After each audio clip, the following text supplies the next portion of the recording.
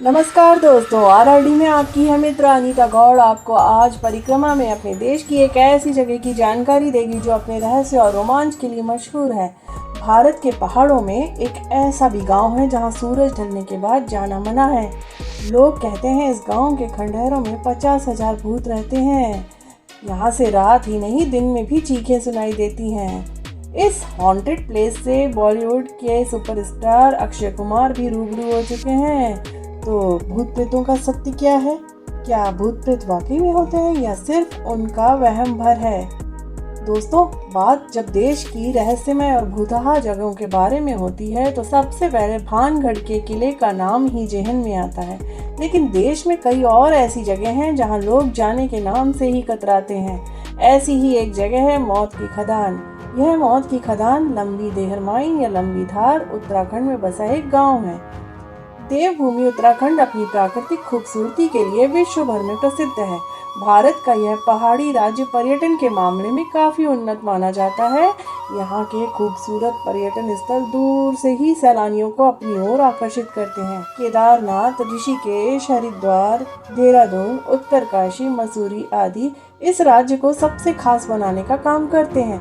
लेकिन इन सब के बीच उत्तराखंड के इतिहास से जुड़े कुछ काले पन्ने ऐसे भी हैं जो कुछ अलग अतीत को पेश करते हैं।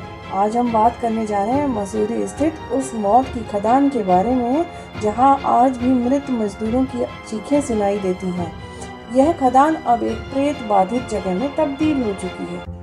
दोस्तों, दिल्ली से देहरादून और मसूरी की ओर बढ़ते हुए जब आप किमाड़ी की ओर जाते हैं तो एक रास्ता लंबी देहर माइन की ओर जाता है। दूर से ही यहाँ दिखने वाले खंडहर आपको दिख जाते हैं। यह जगह मसूरी और देहरादून से दूर वीराने में है। यहाँ ज्यादातर लोग आते जाते नहीं हैं। काफी दूर तक यहाँ कोई भी गांव नहीं बसा है। कहा जाता है यहाँ आसपास चूना खदान में काम करने वाले लोग रहा करते थे। ऐसा कहा जाता है कि 40 साल तक यहाँ माइनिंग हुई थी। यहाँ के लाइम स्टोन की क्वालिटी काफी अच्छी थी। लेकिन इस माइन में जो मजदूर काम किया करते थे उनके हालात अमानवीय थे। डस्ट की वजह से मजदूरों में काफी समस्या होने लगी थी और धीरे धीरे जब इनकी मौतें हुई तब यही जगह उत्तराखंड की सबसे मोस्ट हॉन्टेड जगहों में से नंबर 1 जगह पर आ गया। यहाँ छोटी छोटी इमारतों के खंडहर हैं। अभी यह खंडहर 4 सेक्शन में बटे हुए हैं। 3 अलग अलग इमारतें हैं, जबकि उससे पहले का हिस्सा कभी गार्ड रूम हुआ करता था। इन चारों इमारतों में कई फ्लोर बने हुए हैं। सबसे बड़ी इमारत लंबी देहरा माइंस की प्रशासनिक इमारत है जो अब खराब हालत में है। यह 3 हिस्सों में बनी हुई थी। दोस्तों, यहाँ अजीब सी शांति पसरी हुई रहती है। बाहर से देखने में तो यह खंडहर शांत से ही दिखते हैं। कहीं कोई विचित्र घटना का एहसास नहीं होता। लेकिन कहते हैं प्रेत आत्माओं का बसेरा होने के कारण यहाँ शाम होते ही चीखें सुनाई देती हैं, रोने की आवाजें आती हैं। इसलिए लोग इस स्थान से इतना डरते हैं कि इसके बारे में भी कुछ बताने से हिचकते हैं।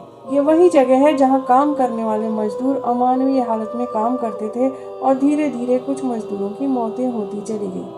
साल 1990 के आसपास यहाँ पर करीब 50,000 मजदूरों की जानें चली गई। इन वर्कर में कुछ की मौतें गंभीर बीमारियों से हुई थी तो कुछ मजदूर दम घुटने की वजह से मारे गए। कहा जाता है इनके फेफड़े इन्फेक्शन की वजह से पत्थर जैसे हो गए थे। यह भारत के सबसे बड़े हादसों में गिना जाता है। एक और कहानी के अनुसार कहा जाता है कि इस माइन की फर्नेस में ब्लास्ट हो गया था, जिससे सैकड़ों मजदूरों की मौतें हो गई और समय के साथ इन मजदूरों की संख्या बढ़ाकर 50,000 बताई जाने लगी। तो बात जो भी हो, जब कुछ ही वक्त में कई मौतें हो गई तो यह जगह वीरान हो गई और लोगों ने यहाँ आना जाना छोड़ दिया और धीरे धीरे यह जगह हॉन्टेड कही जाने लगी। हालांकि यह जगह रातों रात भूतिया नहीं बनी, बल्कि यहाँ पर से धीरे धीरे किस्से कहानियाँ फैलते रहे। सोशल मीडिया में यह इलाका ज्यादा कुख्यात हो गया। इस जगह के आसपास के रास्तों पर कई दुर्घटनाएं भी हुई। जब हादसे ज्यादा होने लगे, यहाँ तक कि यहाँ एक हेलीकॉप्टर क्रैश की बात सामने आई, तो उसी के साथ अजीबोगरीब आकृतियाँ यहाँ पर दिखाई देने की बात आने लगी और लोगों ने डरकर यहाँ आना कम कर दिया। सरकारी आदेश पर साल 1996 में इन खदानों को सील कर दिया गया। माइंस के बंद होने के पीछे एनवायरनमेंट का प्रदूषित होना बताया गया था, क्योंकि खदानों में जो काम हो रहा था वह नियमों को ताक पर रखकर किया जा रहा था। सील करने के बाद यह इलाका धीरे धीरे सुनसान होता गया। केवल आसपास के गांवों के पालतू जानवर इन खंडहरों में घूमते फिरते दिखाई देते थे। आपकी जानकारी के लिए बता दें कि इस जगह पर जाने माने घोस्ट हंटर गौरव तिवारी अपनी इंडियन पैरानॉर्मल सोसाइटी की टीम के साथ आए थे। उनका भी मानना था कि यहाँ नेगेटिव एनर्जी मौजूद है। अपने पैरानॉर्मल यंत्रों की मदद से उनकी टीम ने कई घंटों तक यहाँ पड़ताल की थी, जहाँ उन्हें साफ साफ अनजानी शक्तियों के होने का एहसास भी किया था। तो दोस्तों, आप भी इस स्टोरी पर कितना यकीन करते हैं ये आपके ऊपर है, यानी कि मानो तो सब कुछ है और ना मानो तो कुछ भी नहीं। आपको यह वीडियो कैसा लगा बताना मत भूलिएगा। मिलती हूँ आपसे आरआरडी के इस कार्यक्रम परिक्रमा के अगली वीडियो को लेकर। नमस्कार।